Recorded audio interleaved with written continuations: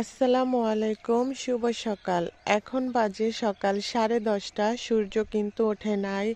চারিপাশ দেখুন কি পরিমাণের কুয়াশা, দূরের কিছুই দেখা যাচ্ছে না। ভাবলাম শীতের সকালটা আপনাদের সাথে একটু শেয়ার করি। আমি একটু হাঁটতে বের হয়েছি আমাদের বাড়ির কাছেই। আর আর সারা রাত গুড়ি গুড়ি বৃষ্টির মতো করে কুয়াশা পড়েছে। অনেক শীত। আর এগুলো হচ্ছে ইরি ধানের জমি। এখানে কিছুদিন পরে ধান লাগানো হবে। এগুলো হচ্ছে ইরি ধানের জালা। ধান থেকে এই গাছগুলো হয়েছে, এগুলোকে জালা বলে।